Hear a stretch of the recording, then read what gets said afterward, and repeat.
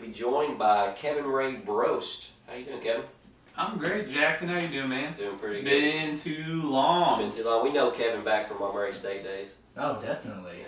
So me and Kevin were in the music business program at Murray State. And I don't know about you, man, but I had a blast. Hell yeah, man. Yeah, no, it was a really, really good time. Learned a lot. Met a lot of great people. Karen Kane is a great.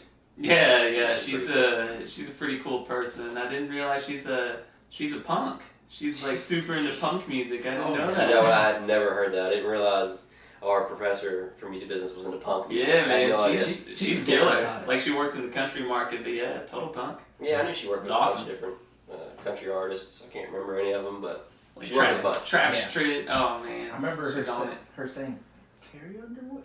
Taylor Swift? There was something there, yeah. Carrie's hanging in her office, so I mean, whatever. Oh, whatever. Just kicking back. Let's just get it out. Oh, man. What about your ensembles and experiences over at Murray State? Tell us about those. So I was involved in a lot. That's just how I was like in high school. I was super involved, so college wasn't really any different. Mm-hmm.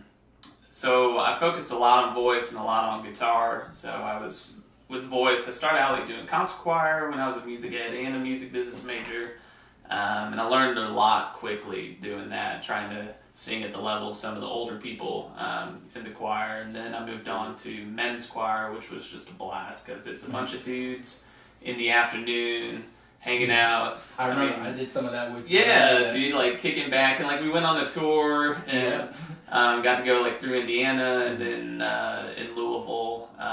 Yeah, right. Oh, that's cool. Yeah, it was a blast. And then I did an EQ Blue, which is like the a cappella group there, and I was kind of like in the forefront of that. So like when it first started, and now it's kind of grown to a thing. They're doing competitions now, which is really, really cool to see. So they've grown a lot. Yeah, wow. Yeah. They travel they travel to Ball State. They travel to different universities and perform, and that's a really cool thing. But then I also did all the guitar stuff. That's how I met Jackson, was doing all the guitar stuff. And Brent Webster. Dude, yeah, Brent's the man. I'm trying to get him to play at my wedding in January, like some soft, really sensual, classical Spanish stuff. But no, yeah, that was a good time, man. I did like the classical guitar ensemble stuff, which was really challenging, and it was really cool. It sort of took me from a guitar player to a guitarist, like to a musician, which is two different things. Yeah, totally. And then I was in the jazz band with Dr. Todd Hill, and then I also did a jazz combo, which was cool because in the jazz band it's more like rhythm section, just kind of chopping wood and doing that. But in the combo, it really stretched your limitations and really challenged you because you have to. I mean, it's a group of 4 or 5 people, and you have to fill the space, and then it's a lot of improv and. Did you do more soloing in those ensembles? Yeah. So it's kind of everyone was playing background to each other while someone took a solo, and that's really where people could tell if you got it or you don't. So you can't hide yourself. Yeah, exactly. So yeah, man, pretty involved, learned a lot, and met a lot of great people along the way. So it's great. So I mean, the experiences you had at Murray State, those have an effect on your music career currently? Yeah, man, totally.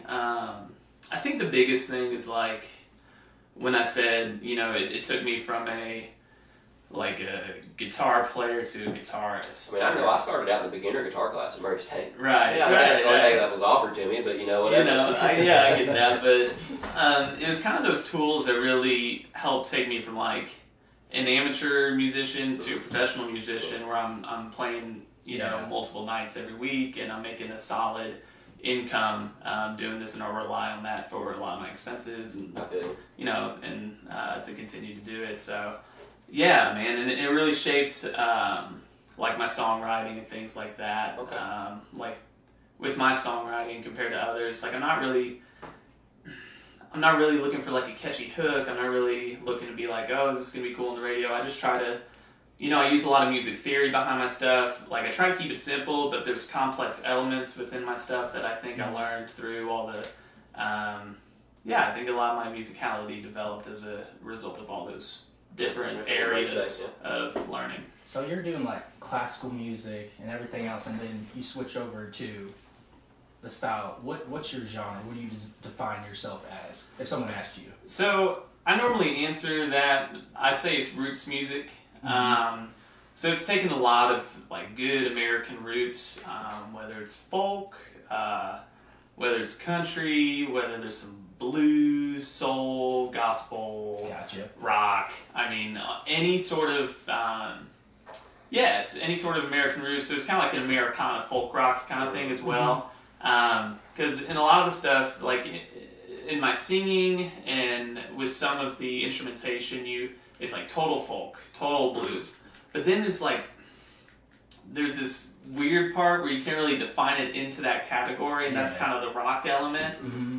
And so it's really, really cool to get to play a wide variety of styles within my genre. But it all kind of flows together. So like on a record, you can find a wide variety of vibes, and it's a lot of fun. So when did you started gigging? I mean, when did that start happening? Because that's a whole different. Yeah, man. So I actually started playing in front of people consistently when I was like 14. Okay. I formed a band, and we really started at like school events, like the like benefit concerts or spring concerts, and then like we brought live music back to all the school dances. So that was really, really cool. So you're playing to like 600 people or whatever was the size of our school, and so that was really, really fun. And then later through high school, we started playing like the bar scene in downtown Cape Girardeau, my hometown, and I remember doing like wedding reception too and stuff like that. So that was cool. And then when I got to college, that 5-piece band became a trio because I knew a couple other people in the music business department, and one of them I had been playing with since I was 14, luckily. And so we did a trio, and that was really cool because I started out on bass with the band, and then I moved to rhythm guitar and lead vocals with the band, and now I'm in this trio, and our focus was like 3-part harmonies on everything. That was like our niche kind of thing. That was a little different. Your sound. Yeah. That's what like people really like to listen to from us. But I was doing a mixture of bass and like lead guitar now, and rhythm guitar and a lot of electric guitar. And so that was cool. And then I branched out halfway through college to the solo thing, which I'm still doing.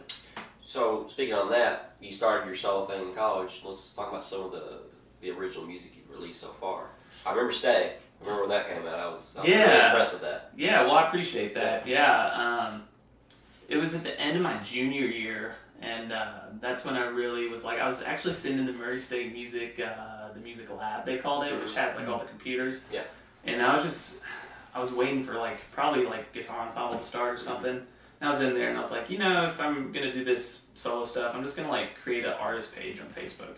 And so I did that real quick, and then this event came around that the music business department was putting on. It was called Love It Live. Yeah. And they had done it in the past, but now they were doing it again. And they were bringing a guy named Devin Dawson. And Devin now, he is a big time Warner Brothers act. I mean, he's opening up for Tim McGraw and Faith Hill. Wow. He just played Staples Center. He did Late Show with Seth Meyers. Cool. I mean, he's doing really cool stuff, and he's keeping his original band, which I think is great. Anyway, this was right before his big blow up, and then me and a guy named Brett Mayberry, who was in the program, we decided, we want to try to open for him. And so we had to audition for our class, and they had to vote to let us open for him. So that was fun. And then I remember we were trying to figure out our set list. I hadn't had a lot written yet. And so I showed Stay, or what I had of it, to Brett. And I was like, man, I got this song. There's something missing though. I don't really know what to do with it. And I played it for him. He's like, dude, you're totally overthinking it. Just do it like that. And I was like, you sure? And he's like, yeah. Let's just do it. And we decided to close our set with that song. And then it ended up getting pretty good reception. And yeah, man. And then that summer, I got signed to my first label out of Nashville. And when my management team and I were deciding what was going to be the single that was going to sort of take us off, they also agreed on Stay.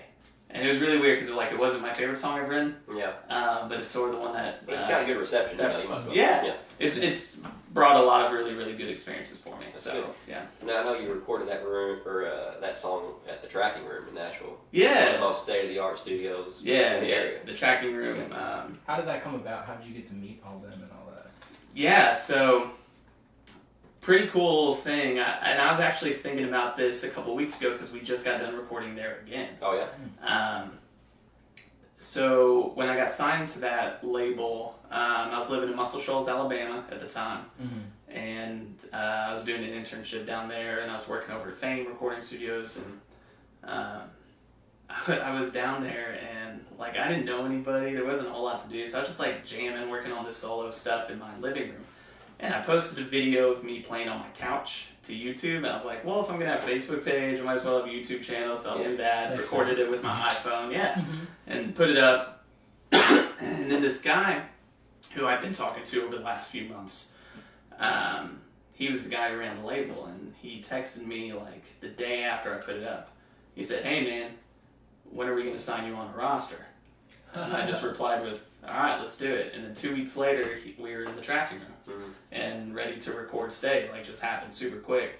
That's amazing. Yeah, so he got me in contact with Matt Lay, who's the head producer there, and then that went really well. And then everything after that, Matt Lay just invited us back to record there. Yeah, a couple weeks ago for my newest single. So that's awesome. Yeah.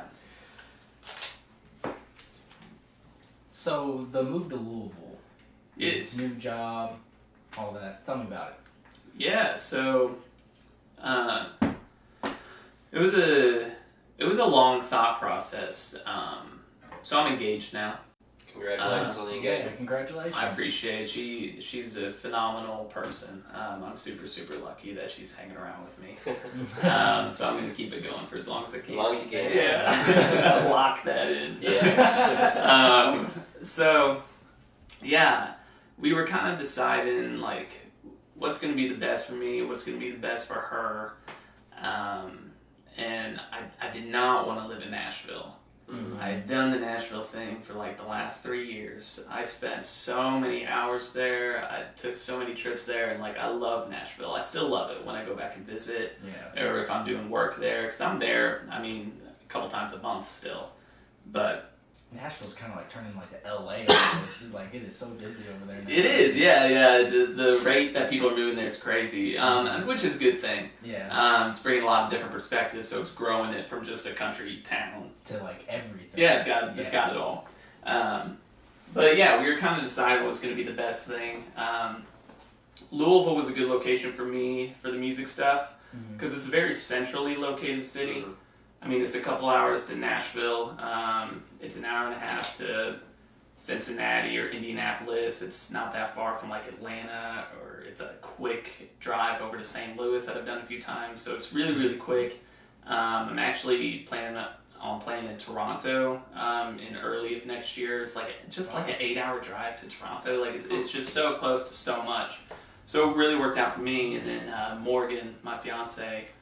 She's a clinical psychologist, and so she has to deal with like different licensure and things like that.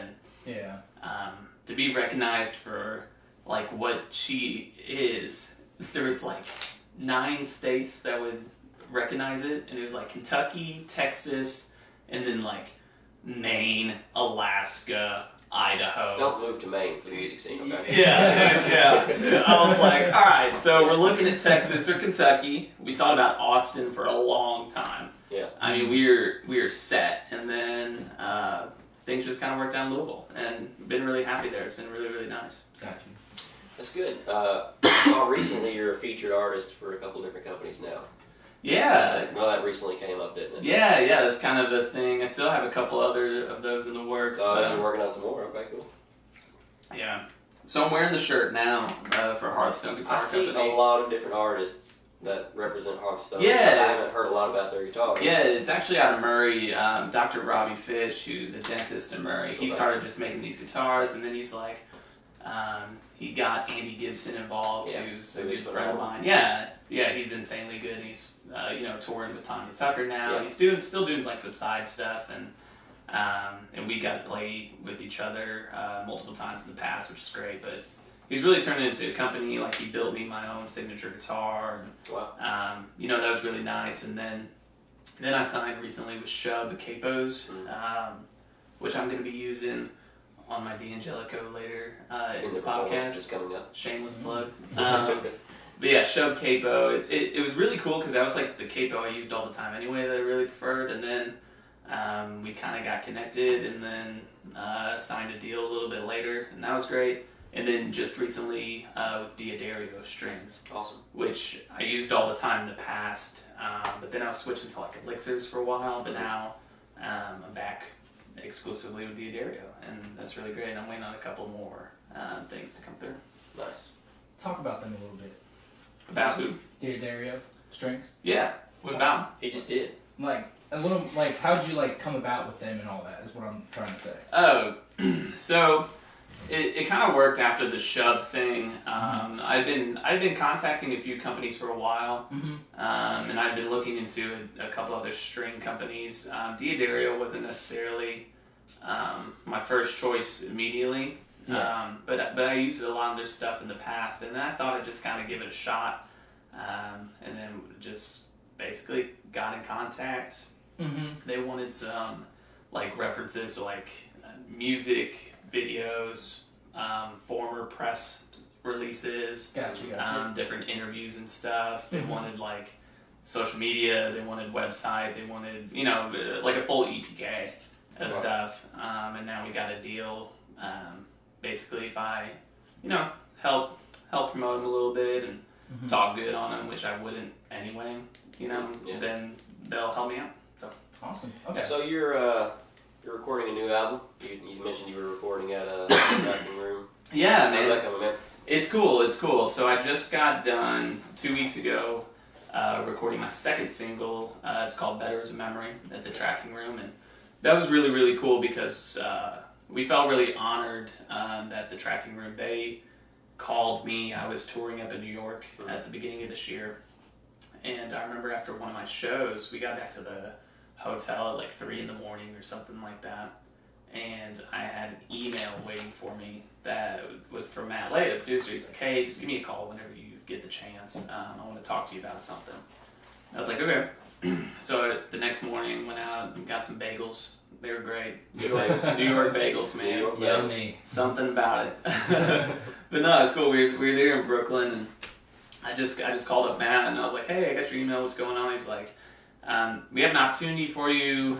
We're trying to select, just like a few artists in the Nashville scene, and our marketing department kind of agreed you would be a good candidate for this. We want you to come into the studio.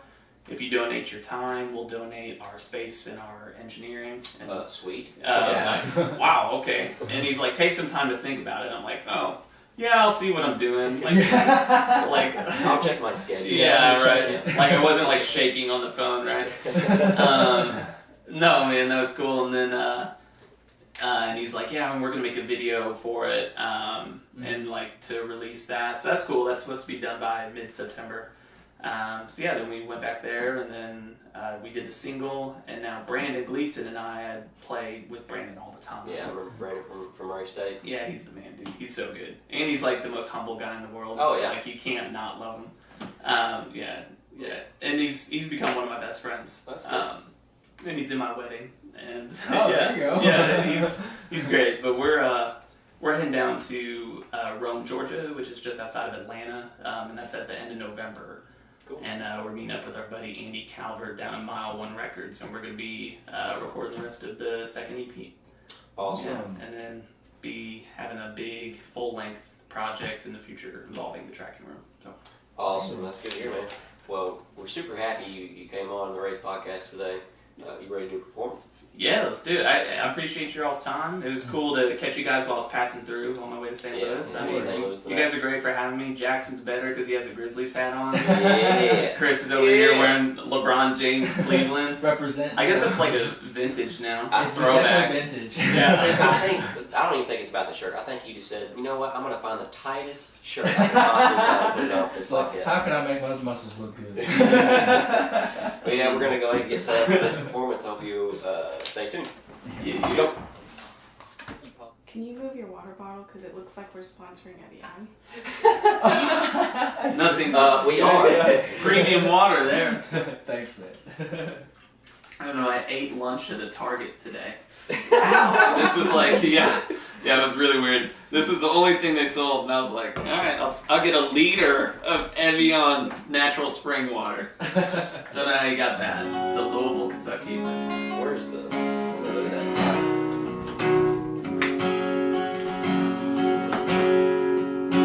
Ooh. How's that? Ooh. I don't know, it's like a minute. Should be alright. Should be smooth.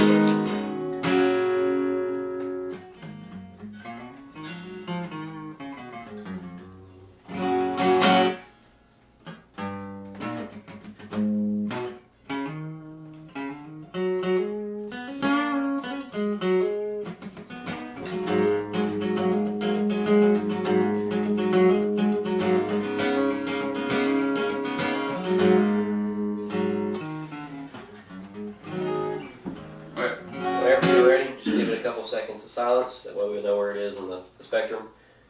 Sure. Ready to go? Sure. That sound good in your head? Yeah, cool. Okay.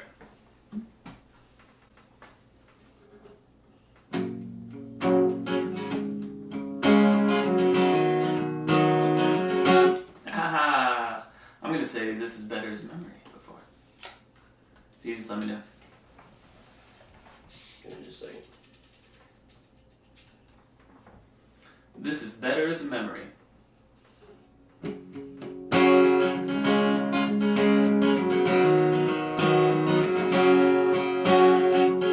Sorry guys. Came out of tune again. That's the great thing about things being recorded. Yeah, exactly. We can just go back and edit. It's like the wood's kind of wobbly from being hot, and now it's like It's a gist. it's getting back to like normal temperature now in here, you know. So the wood's kind of getting firm again. I like the firm. Firm. Ready to go. Yeah. So true. All right, let's do it. Let's Rock do it, man. You got it. Nah, you just let me know, Jackson. You're good, man. All right. This is better as memory.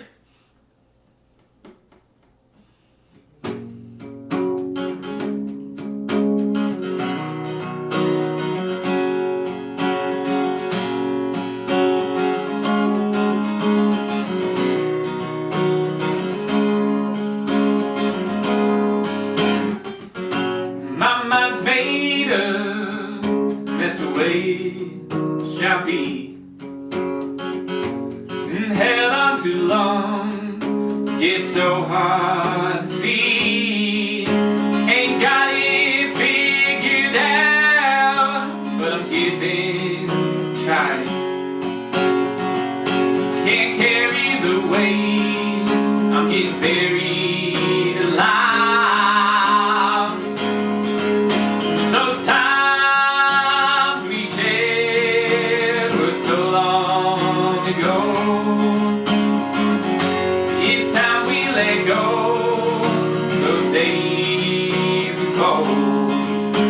And we can't fix our history. It's better as a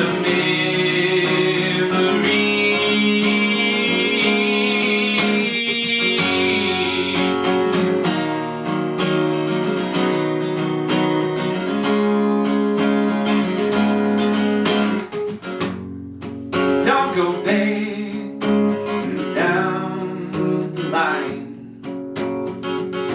There's nowhere to run, nowhere to hide. Let's face the facts, 'cause here is truth. You were made for me, I wasn't made for you. Those times we shared were so long ago. It's time we let go those days of old. We can't fix our history.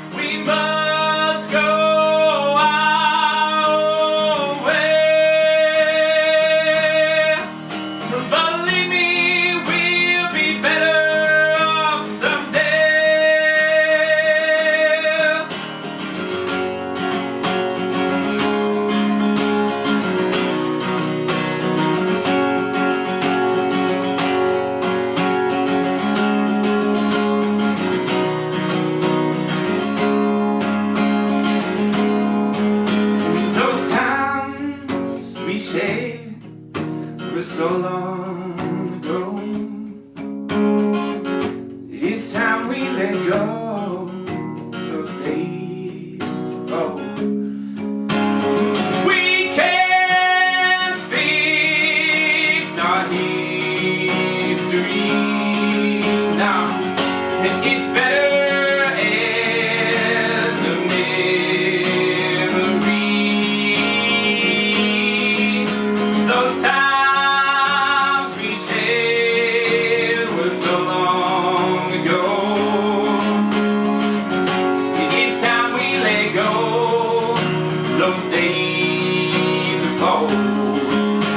And we can't fix our history. It's better as a memory.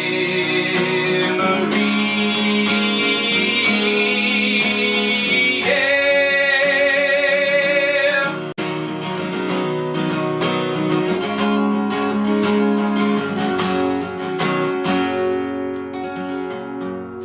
Woo! Yeah. Thank y'all very much. Good job. Okay, Chris. We'll record the outro, record the intro, fix your fuck ups, and then we'll be good to go. It's good. Kevin, we really appreciate it. Dude, thank y'all for having me. That was a lot of fun, man. You guys are great. If you ever come back through and want to come on again, do another performance, let us know. Dude, hell yeah. I appreciate y'all very much. And I'm sure Chris will stay in contact with you about when we do a release and all that kind of stuff. Yeah, I'll for let sure, you man. know everything. Let's take out the Yeah. chairs. Let's take out all the chairs. Christopher Rice. Yes, sir. Just now texted him. Not Chris Rice, Christopher Rice. Are you cool for Christopher White. Or Oh. I'll let you do it. Oh, shit. That's a wrap. Yeah, that's fine.